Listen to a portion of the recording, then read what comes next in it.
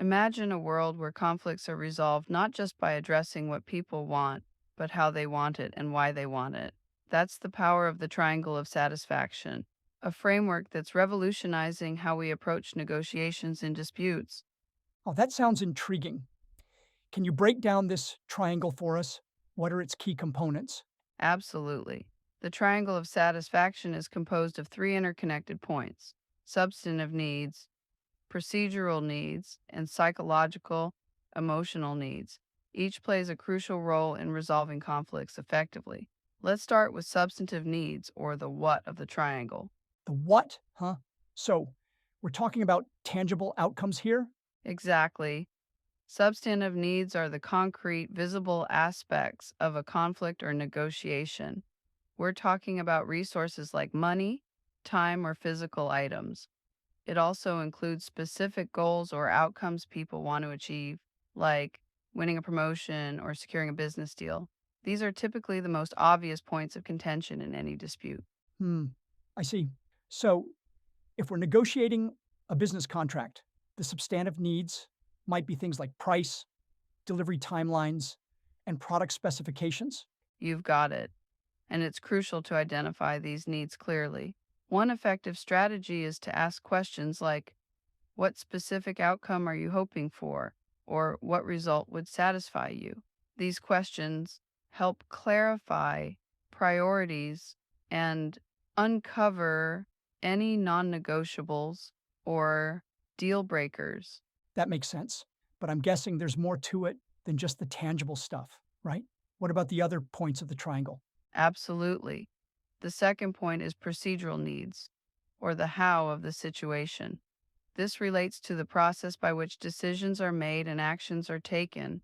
It's often overlooked, but it can be just as crucial as the substantive issues. Interesting. Can you give us an example of what falls under procedural needs? Sure thing.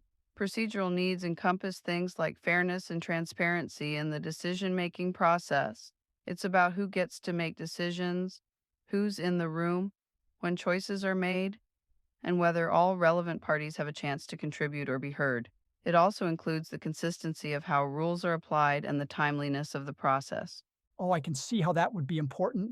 Even if someone gets what they want in terms of substantive needs, if they feel the process was unfair, they might still be unsatisfied with the outcome. Exactly right. And that's why it's crucial to ask questions like, does the process feel fair to you? Or, do you feel you've had a chance to express your thoughts? These questions can uncover procedural issues that might be fueling the conflict. This is fascinating stuff. But what about the third point of the triangle? What are psychological, emotional needs all about? The psychological emotional needs, or the why of the triangle. This is often the most overlooked point, but it's incredibly important. These are the emotional, relational, and identity driven needs of the people involved in the conflict or negotiation. That sounds complex. What kind of things are we talking about here? Well, we're talking about things like respect and dignity. Do people feel valued and treated as equals? It's about recognition and acknowledgement of people's contributions and perspectives. It also includes how the situation affects someone's sense of identity or self worth, whether people feel emotionally safe to express themselves, and whether their feelings have been heard and validated. Wow, that's a lot to consider. It seems like these emotional needs could have a huge impact on how people approach a conflict or negotiation. Absolutely. That's why it's so important to ask questions like, do you feel respected in this process? Or, has anyone acknowledged how this situation is affecting you emotionally?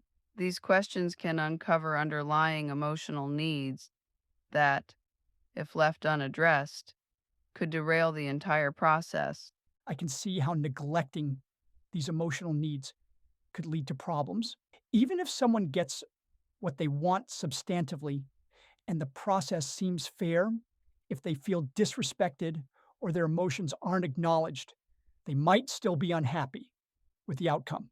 You've hit the nail on the head, and that's the key to understanding how these three areas interact.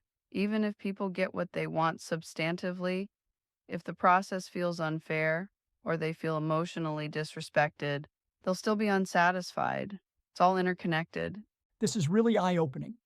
How do you think people can use the triangle of satisfaction in their daily lives or work? Great question. One of the most powerful ways to use this framework is as a diagnostic tool. When you're faced with a conflict or difficult negotiation, you can use the triangle of satisfaction to analyze which side of the triangle might be being neglected. Are people fighting over what they want? Substantive? How decisions are made? Procedural? Or how they feel? Emotional? That makes a lot of sense. It could help pinpoint the root of the problem rather than just focusing on the surface level issues. Exactly. And once you've identified which areas need attention, you can use the triangle as a negotiation strategy. By addressing each point, you're more likely to build overall satisfaction. Remember, you might resolve a substantive issue, but you'll lose the person if their procedural or emotional needs are ignored. I can see how this could be really valuable in interpersonal relationships too. It's a reminder to consider not just what the other person wants, but how they want to achieve it and how they feel about the whole situation. You're absolutely right. In any conflict, it's worth asking yourself, am I only focused on what they want, or am I considering how it's happening and how they feel? This holistic approach can lead to more satisfying resolutions for everyone involved. This has been such an enlightening discussion.